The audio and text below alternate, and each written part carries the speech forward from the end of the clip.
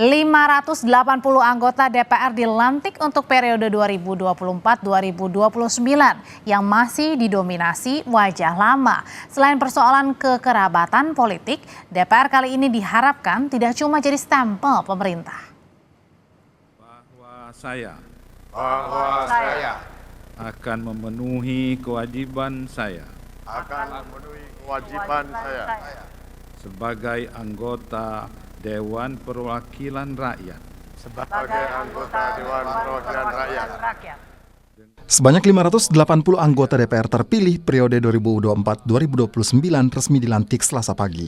Mayoritas anggota DPR masih diisi wajah lama. Wakil rakyat mengucapkan sumpah janji sebagai anggota DPR dipandu oleh Ketua Mahkamah Agung M. Syarifuddin. Di antara 580 anggota DPR yang dilantik hari ini, sebagian besar merupakan anggota DPR petahana. 52,8% anggota DPR 2024-2029 merupakan petahana, adapun anggota DPR baru sebesar 47,2%. Jika dilihat dari komposisi gender, anggota DPR laki-laki lebih banyak dari anggota DPR perempuan. 77,9% anggota DPR laki-laki, sementara perempuan 22,1%.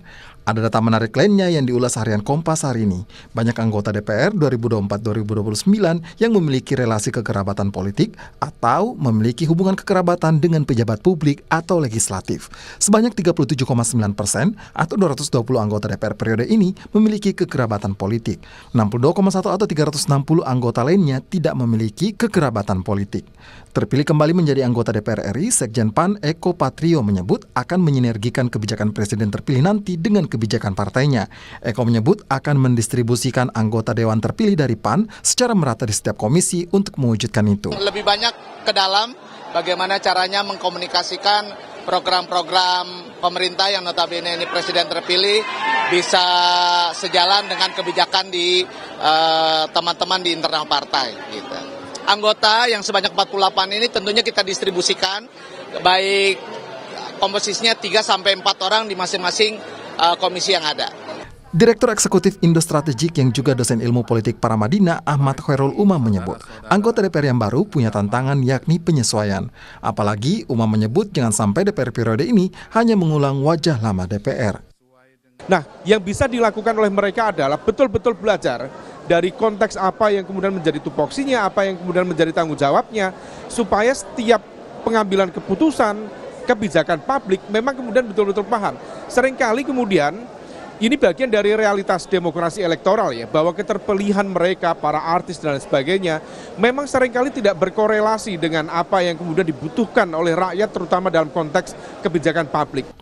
Peneliti Forum Masyarakat Peduli Parlemen Lucius Karus menyebut, ada persoalan dominasi fraksi sehingga tidak banyak perbedaan pandangan, terutama dalam pembahasan undang-undang yang kontroversi. Itu dia tantangan, saya kira itu 79 anggota terpapar politik dinasti, ada suami istri, ada ibu dan anak gitu ya.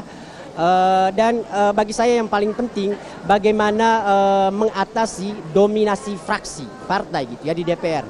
Yang di periode 2019-2024 itu nyaris membuat kita tidak menganggap lagi ada 575 anggota DPR di kompleks ini gitu ya. Kita hanya melihat ada 9 fraksi gitu ya. Lihat aja proses pengambilan keputusan kemarin, betapa mudahnya DPR memutuskan sesuatu. Jadi nggak ada gunanya begitu banyak anggota DPR dalam ruang paripurna itu ketika kemudian yang menyampaikan sikap setuju atau tidak setuju dengan sebuah keputusan yang akan diambil itu adalah fraksi. 580 anggota DPR yang dilantik periode ini adalah wakil rakyat. Dari publik, mereka diharapkan tidak hanya menjadi stempel dari pemerintah. Tim Liputan, Kompas TV.